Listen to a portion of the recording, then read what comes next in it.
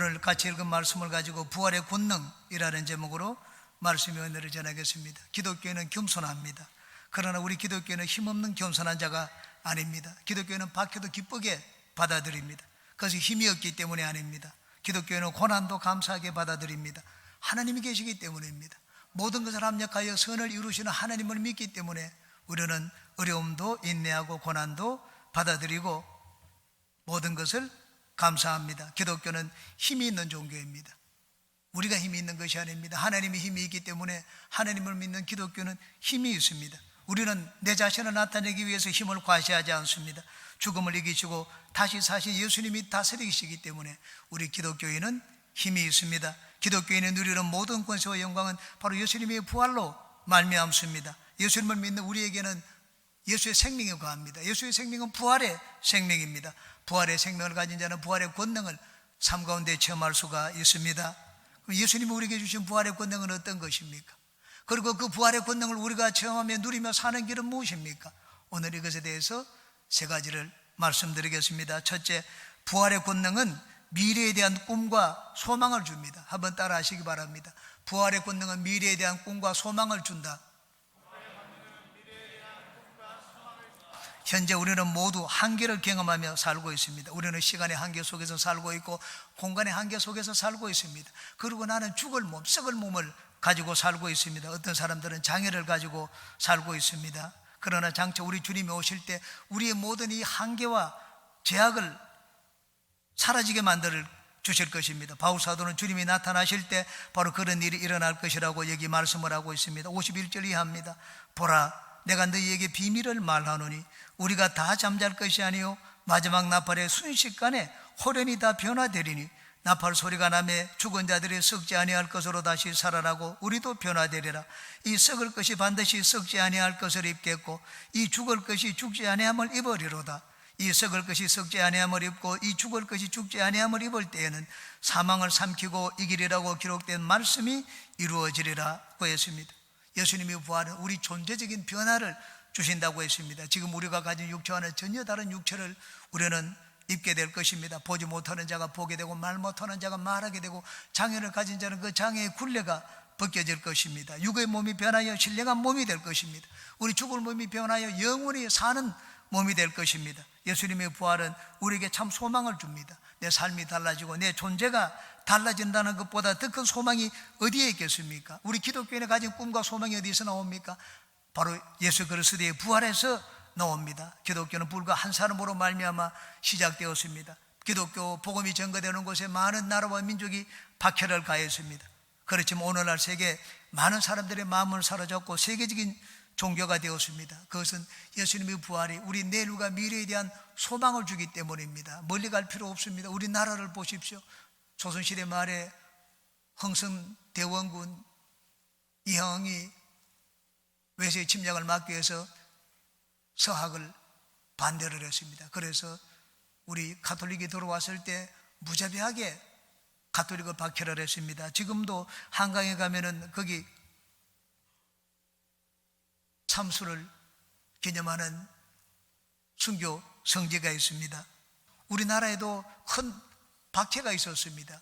일제시대에는 신사참배로 인하여 우리 기독교가 무서운 박해를 받았습니다. 6.25 사변 때는 공산군이 내려와서 기독교 교회를 무참히 불사르고 학살을 했습니다. 그들은 박해를 두려워하지 않았습니다. 예수님을 믿는 믿음을 포기하지 않았습니다. 어떻게 그 신앙을 지켰습니까? 미래가 있고 소망이 있었기 때문입니다. 부활에 대한 소망이었습니다. 부활에 있기 때문에 우리는 죽음을 비웃을 수가 있습니다. 바울 사도가 바로 그 죽음을 비웃었습니다. 54절 55절입니다. 이 썩을 것이 썩지 아니함을 입고 이 죽을 것이 죽지 아니함을 입을 때에는 사망을 삼키고 이기리라고 기록된 말씀이 이루어지리라. 사망아, 너희 승리가 어디 있느냐? 사망아, 네가 쏘는 것이 어디 있느냐? 죽음이 어디 있느냐고 외쳤습니다. 오늘 내 삶을 움직이고 내 발걸음을 움직이는 것은 현재가 아닙니다. 미래입니다. 노아는 장차 일어날 일이 어떤 것인지 미리 알고 있었습니다. 그래서 배를 지었습니다. 주위 사람들은 막 노아를 보고 어리석다고 얘기했습니다. 너 지금 뭐 하는 짓이냐? 배를 물에다가 가까운 곳에 지어야지 왜 산 위에다가 배를 짓느냐고 했습니다.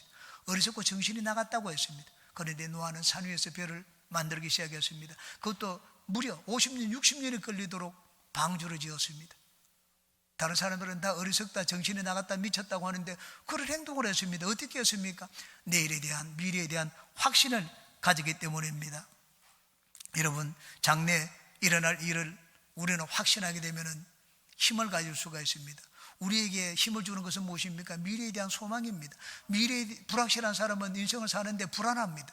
그런데 미래에 대한 분명한 확신을 가지고 있는 사람은 인생을 사는데 불안하고 두렵지 않습니다. 죽어도 두렵지 않습니다. 저희 이 둘째 아들 손자가 재롱을 떤다고 핸드폰으로 노래를 보내오는 노래 중에 이런 노래가 있습니다. 할아버지 힘내세요. 내가 있잖아요. 할아버지 힘내세요. 어느란 말을 가지고, 할아버지도 아닙니다. 하부지라고 합니다. 하부지 힘내세요. 내가 있잖아요. 하준이가 있잖아요. 그런 이 노래를 동영상으로 찍어가지고 저한테 보낸 것을 봤습니다. 제가 그것을 신앙의 버전으로 바꿔서 여러분들에게 말씀드리겠습니다. 여러분 힘내세요. 부활이 있지 않습니까? 여러분 힘내세요. 부활이 있지 않습니까?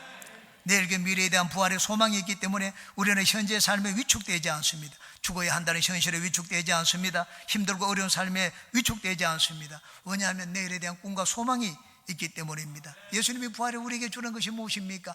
내일에 대한 꿈과 소망입니다.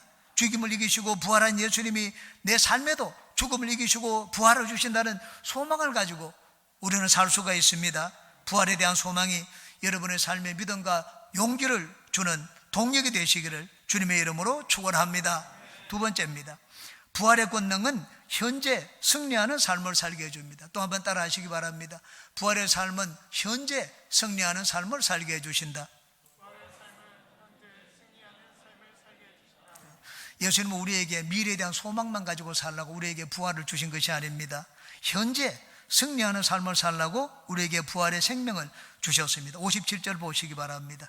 우리 주 예수 그리스도로 말미암아 우리에게 승리를 주시는 하나님께 감사하노니. 미래가 아닙니다. 현재입니다. 현재 우리에게 하나님이 계속 끊임없이 승리를 주고 있다고 말씀을 했습니다. 현재 나를 두렵게 만들고 실패하게 만드는 것이 무엇입니까? 마귀입니다. 사탄의 권세입니다. 사탄은 사람을 통하여 나에게 불안을 줍니다. 스트레스를 줍니다. 사탄은 환경을 통하여 나를 넘어뜨립니다. 사탄이 온 이유가 어디 있습니까? 마귀가 온 것은 도둑질하고 죽이고 멸망시키기 위함이라고 했습니다. 그것이 사탄이 하는 일입니다. 그건 예수님이 하시는 일은 무엇입니까? 예수님은 우리에게 부활의 생명을 주셨습니다. 그래서 사탄의 권세를 깨뜨리고 우리에게 승리를 주시는 것입니다. 예수님의 십자가는 승리의 십자가입니다. 사탄의 죽음의 권세를 가지고 우리를 지배하는 것은 죄 때문입니다. 여러분, 법이 있습니다. 법이 있기 때문에 법은 우리가 죄인이라는 것을 드러냅니다. 바울사도가 얘기했습니다. 이 세상에 의인이 어디 있느냐? 율법 아래는 모두가 다 죄인이라고 했습니다. 율법 앞에 의롭다고 말할 수 있는 자가 아무도 없다고 했습니다. 율법 앞 사탄은 법을 가지고 우리에게 들이댑니다. 야, 법의 거울을 봐라. 너는 죄인이 아니냐? 그러면 우리가 막 위축되게 만들고 아주 낙담하게 만들고 하나님 앞에 서지 못하도록 만듭니다. 죄의 결과는 사망입니다. 이 사망 군세를 가진 자가 바로 사탄입니다. 그런데 예수님이 이 사탄의 사망 군세를 이겼습니다. 장차 이기지 않습니다. 죽음의 권세를 가진 사탄을 예수님은 우리가 죽고 난 다음에 장차 마지막 때 이길 것이라고 하지 않았습니다. 이미 예수님은 이 사탄의 권세를 깨뜨렸습니다. 예수님이 십자가를 지실 때 예수님은 우리의 모든 죄를 짊어지셨습니다. 우리가 죄 가운데 사는 것이 아닙니다. 내 죄를 예수님이 짊어지시고 십자가에서 다 죄의 빚을 갚았습니다. 내가 죄인이라야지 사탄이 나에게 권세를 행사하죠. 딱 보여줘. 너는 죄인이 아니냐. 그런데 우리 죄가 이제는 다 없어지고 죄에 대해서 죽었는데 사탄이 이제 우리에게 권세를 주장하지는 못합니다. 예수님은 죽으시지만 않았습니다. 죽으시고 난 다음에 부활하셨습니다. 사탄의 권세를 깨뜨리시고 2000년 전에 부활하셨습니다. 그러므로 이제 누구든지 예수님을 믿기만 하면 그 부활의 권능을 미래에 누리는 것이 아니라 현재에 누릴 수가 있습니다. 여러분, 예수님이 미래에 여러분 마음속에 계십니까? 현재 여러분 마음속에 계십니까? 예수님이 언제 계십니까? 현재 내 안에 계십니다. 그러면 예수의 생명이 내 안에 있는 것입니다. 예수의 생명은 다른 것이 아닙니다. 예수의 생명은 부활의 생명입니다. 여기 55절과 57절 다시 한번 보시기 바랍니다. 사망아, 너희 승리가 어디 있느냐? 사망아, 네가 쏘는 것이 어디 있느냐? 우리 주 예수 그리스도로 말미암아 우리에게 승리를 주시는 하나님께 감사하노니. 장차 미래에 대해서 외치지 않았습니다. 바울 사도는 현재 사탄의 권세에 대해서 네가 나를 주장하고 나를 죽일 수 있는 그런 권세가 어디 있느냐고 했습니다. 예수님이 너희 머리를 깨뜨렸는데, 사망 권세가 다 무너졌는데 이제 나를 주장하지 못한다고 했습니다. 이제는 우리가 하나님께 복종하고 마귀를 대적하면 마귀가 피할 것이라고 야고보 선생은 말씀을 했습니다. 예수님은 부활하신 후 이제는 이 부활의 생명을 모든 믿는 자에게 나누어 주셨습니다. 믿는 자들에게 이런 표적이 따르리니 내 이름으로 귀신을 쫓아내고 새방언을 말하며 뱀을 집으며 무슨 독을 마실지라도 해를 받지 아니하고 병든 자에게 손을 얹으면 낫는다 그 말씀을 했습니다. 우리는 부활의 생명을 소유하되 미래에만 역사하는 부활의 생명을 소유한 것이 아닙니다. 예수님의 부활의 생명은 현재 역사하는 생명입니다. 예수님은 사탄의 권세를 미래에 깨뜨리실 것이 아닙니다. 예수님은 2000년 전에 이미 사탄의 권세를 깨뜨렸습니다. 하나님은 창세기부터 그것을 예언해 놓았습니다. 뱀에 대해서 심판을 하실 때 여자의 후손은 너와 원수가 되고 너는 여자와 원수가 되고 여자의 후손도 너와 원수가 되리니 여자의 후손은 너 머리를 깨뜨리고 너는 그의 발꿈치를 상하게 할 것이라고 말씀을 했습니다. 하나님은 사탄의 권세가 바로 예수님의 십자가로 말미암아 깨뜨려질 것을 이미 창세기부터 예언해 놓았습니다. 여러분, 부활의 의미가 무엇입니까? 부활은 죽은 것을 살린다는 뜻입니다. 요한복음 11장입니다. 예수께서 이르시되 나는 부활이요 생명이니 나를 믿는 자는 죽어도 살겠고 무릇 살아서 나를 믿는 자는 영원히 죽지 아니하리니. 이것은 네가 믿느냐고 했습니다. 마르다에게 했습니다. 오라비 나수라가 죽었습니다. 죽은 지 나흘이나 되어서 시체 썩는 냄새가 납니다. 예수님은 그 앞에 나타나서 네 오라비가 살 것이라고 했습니다. 이해합니다. 마지막 날 부활의 날에는 살아나겠죠. 내가 그것을 믿습니다. 그렇지 않다고 했습니다. 부활이 여기 있는데, 내가 곧 부활인데, 내가 부활이요 생명인데 부활이 여기 있는데 자꾸 왜 마지막 때를 찾느냐고 했습니다. 부활의 날을 믿으면 지금 부활의 생명을, 부활의 권능을 체험할 수 있다고 얘기를 했습니다. 이 마리아와 마르다가 처음에는 믿지 않았습니다. 받아들이려고 하지 않았습니다. 예수님이 계속 종용했습니다. 나중에는 설득당했습니다. 그래서 돌문으로 옮겨놓았습니다. 돌문으로 옮겨놓자마자 예수님이 큰 소리로 외쳤습니다. 나사로야 나오라. 온몸을 배에 동인 채로 나왔습니다. 배에 동였기 때문에 무릎을 굽힐 수가 없습니다. 어떻게 걸어 나왔습니까? 그럴 수가 없는데 통통 튀어서 나왔습니다. 이게 부활의 권능입니다. 예수님이 왜 십자가 달리시고 죽으시고 부활하셨습니까? 모든 죽은 자들에게 부활의 권능을 나누어 주시기 위하여 예수님이 죽으시고 함께 죽고 함께 또한 부활했습니다. 그러므로 예수님을 믿는 자들은 이제 주님이 가지고 계신 부활의 권능을 나도 누릴 수가 있습니다. 현재적으로 누릴 수가 있습니다. 부활의 생명이 임하면 병든 육체가 살아납니다. 베드로는 오순절날 성령을 받았습니다. 부활의 예수님이 자기 안에 살아계신다고 확신하게 되었습니다. 나가서 복음을 전했습니다. 다른 복음이 아닙니다. 부활의 복음을 전했습니다. 예수님이 살아나셨다. 예수님이 살아나셨다. 그 증거가 어디 있느냐? 성전에 올라가면서 안전뱅이를 그냥 예수 이름으로 명하노니 일어나 걸으라고 했습니다. 그 즉시로 일어나 걸었습니다. 베드로가 지나가니 그 그림자로 스치는 곳에 죽은 자가 살아나기도 하고 병든 자들이 고침을 받고 귀신이 쫓겨났습니다. 부활의 생명이 임하면 절망 가운데 있는 자가 소망을 가질 수가 있습니다. 예수님은 가는 곳마다 절망 가운데 있는 자에게 소망을 주었습니다. 눈물 흘리는 자의 눈물을 닦아 주셨습니다. 그래서 유대인과 상종을 하지 않는 이방인들도 주님께 나와서 소망을 가졌습니다. 수르메닉의 여인은 이방인입니다. 예수님 앞에 나와서 소망을 가졌습니다. 수가스 우물가 여인도 유대인이 아닙니다. 이방인입니다. 그런데 예수님과 대화를 하다가 성령의 생수를 마시게 되었습니다. 7 귀신 들린 막달라 마리아는 깨끗이 고침받은 뒤 일생을 바쳐서 주님을 섬겼습니다. 여러분, 부활의 생명이 임하면 내 마음속에 에너지가 넘칩니다. 낙담하지 않습니다. 절망하지 않습니다. 소망을 가집니다. 인내합니다. 그러므로 예수님을 믿게 되면 이제 우리는 변화된 삶을 살 수가 있습니다. 부활은 죽은 걸 살리지 않아요. 내 속에 죽은 모든 것들이 살아납니다. 예수님은 지금 여러분 우리에게 부활의 권능을 주셨습니다. 예수님을 모시면 예수의 생명이 있습니다. 예수의 생명은 다른 것이 아닙니다. 부활의 생명입니다. 예수님이 부활의 생명이 나에게 있는데 내 삶에 죽은 것들이 살아나지 않겠습니까?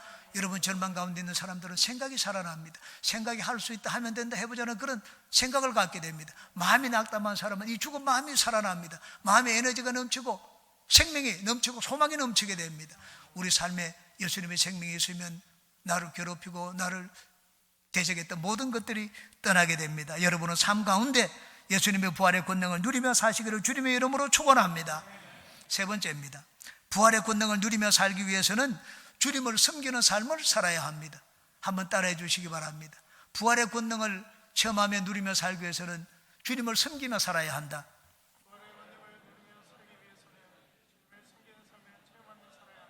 예, 부활의 권능을 누리기 위해서는 예수님을 여러분 항상 가까이 해야 됩니다. 예수님을 내 마음에도 모셔드리고 예수님을 가까이 해서 예수님을 섬기는 삶을 살아야 됩니다. 58절을 보시기 바랍니다. 그러므로 내 사랑하는 형제들아 견실하며 흔들리지 말고 항상 주 일에 더욱 힘쓰는 자들이 되라. 이런 너희 수고가 주 안에서 헛되지 않은 줄 알미라고 했습니다.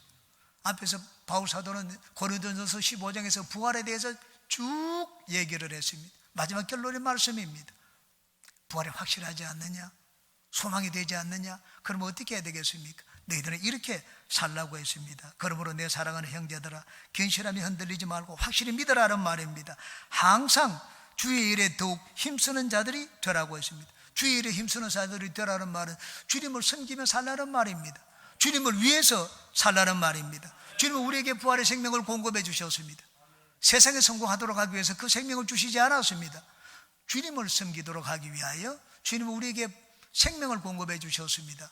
여러분, 내가 세상에서 잘 살고 세상 일을 위해서 막 열심히 하기 위해서 하나님 우리에게 부활의 생명을 주신 것이 아닙니다. 주님을 섬기고 주님을 위하여 살도록 주님은 우리에게 주님의 생명을 공급해 주셨습니다. 그러므로 우리가 끊임없이 이 주님이 주시는 에너지, 부활의 생명을 공급받고 살기 위해서는 주님과 가까이 하고 주님을 위하여 살아야 됩니다. 그렇지 않으면 이 물이 그냥 안에서 썩고 맙니다. 물이 흘러야지. 물이 흐르지 않으면 어떻게 됩니까? 고인물은 썩습니다. 내가 예수님을 믿더라도 주님을 위해서 살지 않으면 이 안에서 썩습니다. 내가 살지를 못합니다. 병고침이 일어나지 않습니다. 주님을 위해서 살아야죠. 그래야지 예수의 생명이 흘러나갑니다. 예수의 생명이 흘러나가야지 예수님은 계속하여 부활의 생명을 우리에게 공급하여 주십니다. 마지막 뒷부분 보니까 주님의 일에 힘쓰면 그 수고가 결코 헛되지 않는다고 했습니다. 우리가 지금 살고 있는 이 육체의 몸은 알갱이입니다. 바울사도는 앞에서 우리가 농사를 지을 때 심을 때 알갱이를 심지 그 몸통을 심는 자가 어디 있느냐고 했습니다. 사람도 알갱이를 심습니다. 그 알갱이가 커가지고 이렇게 성인이 됩니다. 여러분, 몸통을 심는 자가 있습니까? 포도나무를 통째로 심는 자가 있습니까? 씨앗을 심습니다. 그러면 거기에서 포도나무가 생기고 나중에 열매가 맺힙니다. 이게 바울사도는 얘기하기로 이 땅에 사는 우리 육체는 장차 신령한 몸을 얻는 알갱이라고 했습니다. 그런데 좋은 알갱이를 심어야죠. 그 다음 좋은 것이 태어나죠. 우리가 혈과 육을 위해서 살면은 나중에는 신령한 몸이 태어나지를 않습니다. 빛나는 몸이 태어나지를 않습니다. 그리고 주님을 위해서 살아야지 우리가 속사람이 영의 몸이 되어야 됩니다. 주님을 위해서 일하면 우리 속사람이 영의 몸이 됩니다. 그럼 우리 육체가 죽으면 이 영의 몸이 이제 새로운 형체를 입어서 나타나게 됩니다. 별의 영광이 해와 달의 영광이 다르고 별의 영광이 다르고 별과 별의 영광이 다르다고 했습니다. 얼마나 내가 신령한 몸을 입느냐 하는 것은 내가 이 땅에 살면서 내 육체를 가지고 있지만 얼마나 내 속사람이 영의 사람이 되었느냐 하는 것에 달려 있습니다. 우리가 주님을 위해서 살면 우리는 더 영의 사람이 됩니다. 날마다 주님을 위해서 살면 우리는 날마다 더 속사람이 새로워지게 됩니다. 그러면 우리는 나중에 더 신령한 몸으로 다시 살아나게 될 것입니다. 제 아내는 몸이 약했습니다. 중학교 때까지 자전거 뒤에 앉혀서 등하교를 했을 정도입니다. 결혼했을 때는 연애하고 결혼할 때는 늘 가다가 엎드렸습니다. 그리고는 지갑에서 약을 꺼내어서 먹었습니다. 위궤양약이었습니다. 1시간에 가지 않은 적도 있습니다. 그렇게 몸이 약했습니다. 제 아내가 둘째 아이를 낳았을 때 저희 동수 형님이 와가지고는 참 놀란 듯이 얘기했습니다. 어떻게 결혼해서 애를 낳을 수 있을까 생각을 했는데 애를 둘이나 낳았다고 그렇게 얘기를 한 적이 있습니다. 어떻게 지금은 건강합니다. 어떻게 건강하게 되었는가? 지금은 약도 먹지 않습니다. 예수님을 믿고 교회 다닐 때 믿은 지 1년밖에 안 되고 아무것도 모릅니다. 그런데 아동구역장을 하라니까는 그냥 아동구역장을 맡아서 했습니다. 또 1년이 지나니까는 구역장을 맡으라고 했습니다. 그또 구역장을 맡았습니다. 또 1년 지나니까 조장을 맡으라고 했습니다. 그래서 또 조장을 맡았습니다. 그 교구장에 그냥 일을 떠맡기다시피 해서 일을 맡겼습니다. 왜 맡겼느냐? 놓으라는 말을 한 번도 해보지 않았기 때문입니다. 안 합니다. 못하겠습니다. 힘듭니다. 그런 말을 하지 않았습니다. 그런데 참 시키는 일을 하다 보니까 지나고 보니 먹던 약도 끊고 아이를 기를 수 있을 정도로 건강하게 되었습니다. 주님 안에서 하는 수고는 결코 헛되지 않다고 말씀을 했습니다. 연세대학교 초대 총장 백낙균 박사님의 아버지 그 백사겸 성도 이야기입니다. 백사겸 씨는 박수무당이었습니다. 맹인 장님인 무당이었습니다. 그러다 하루는 길 가다가 전도를 받았습니다. 전도를 받았는데 예수님을 믿으세요. 예수님을 믿지 않으면 당신과 당신의 자녀들이 후손들이 다 잘 안 되고 예수님을 믿으면 후손들이 다 잘 된다고 얘기를 했습니다. 이 백사겸스가 전도자에게 호통을 줬습니다. 자기는 무당인데. 그래서 이렇게 말을 했습니다. 아니 나보고 예수를 믿으라니 이 정신 나갔나? 너나 잘 믿으라고 했습니다. 그런데 이 전도자가 전도제를 접어가지고는 이 박수무당의 주머니에 넣어 주었습니다. 나중에 돌아갔는데 병이 났습니다. 병이 나서 병상에 누웠습니다. 병상에 누웠다가 이 전도자가 전해준 전도지가 생각이 났습니다. 아내에게 그 내 주머니에 있는 전도지 무슨 내용인지 한번 읽어달라고 했습니다. 그 아내가 꺼내어서 읽어주었습니다. 예수님을 믿으면 구원을 받고 천국 가고 그리고 가정이 다 복받는다는 말을 적어놓았습니다. 그 글을 읽고 난 다음 읽는데 듣는데 성령께서 감동을 주셨습니다. 성령이 감동을 주셔가지고 예수님을 믿기로 작정을 했습니다. 병상에서 일어나서 곧장 교회로 나갔습니다. 교회에서는 전부 다 막 겁을 먹었습니다. 박수무당이 교회 왔으니까 이제 무슨 일을 저지를 것이라고 생각을 했습니다. 그러자 이분은 내가 예수를 믿으러 왔다고 했습니다. 그 자리에서 회개하고 예수님을 믿었습니다. 그리고는 자기 재산을 팔았습니다. 교회를 섬기고 학교를 세우는데 자신의 재산을 바쳤습니다. 선교사가 그 아들을 추천을 했습니다. 선교사가 아들을 추천해서 유학을 가는데 장학금을 받으며 갈 수 있도록 만들어 주었습니다. 유학을 가서 박사학위를 받았습니다. 돌아와서 문교부 장관이 되고 연세대학교 총장이 되었습니다. 자식을 위해서 예수님을 믿고 아들이 복을 받도록 자신의 삶을 바쳤습니다. 하나님의 그 기도와 헌신을 들어주셨습니다. 마가복음 10장입니다. 예수께서 이르시되 내가 진실로 너희에게 이르노니 나와 복음을 위하여 집이나 형제나 자매나 어머니나 아버지나 자식이나 전토를 벌인 자는 현세에 있어 집과 형제와 자매와 어머니와 자식과 전토를 100배나 받되 박해를 겸하여 받고 내세 영생을 받지 못할 자가 없느니라. 하나님의 약속의 말씀입니다. 지난번에 식사를 하다가 우리 교역자들과 이야기를 나누었습니다. 김기영 목사님이 이런 이야기를 하는 걸 들었습니다. 우리 교구에 시험을 앞둔 청년이 하나 있는데 그 청년이 방송실에 와서 봉사하면 좋겠다고 했습니다. 내가 왜 그러냐? 방송실에 봉사하는 애들이 전부 다 취직이 되는 걸 봤다고 했습니다. 그래서 쭉 얘기를 하는 것을 들었습니다. 보니까 진짜 그랬습니다. 하나님을 섬기니까는 하나님이 그렇게 길을 열어주시고 복을 주시는 것을 봤습니다. 여러분 방송실 뿐이겠습니까? 성경은 분명히 말씀합니다. 너희 수고가 주 안에서 헛되지 않은 줄 알미라고 했습니다. 모든 죽은 것들을 살리시는 예수 그리스도의 부활의 권능을 체험하기 위해서는 주님과 가까이 살아야 됩니다. 주님을 섬기면 주님이 내 안에 와 계십니다. 주님이 와 계시면 부활의 생명과 부활의 권능이 나를 통해서 나타납니다. 여러분은 주님을 섬겨 주님을 위해서 수고하여 주님이 주시는 부활의 생명을 삶 가운데 풍성히 체험하시기를 주의 이름으로 축원합니다.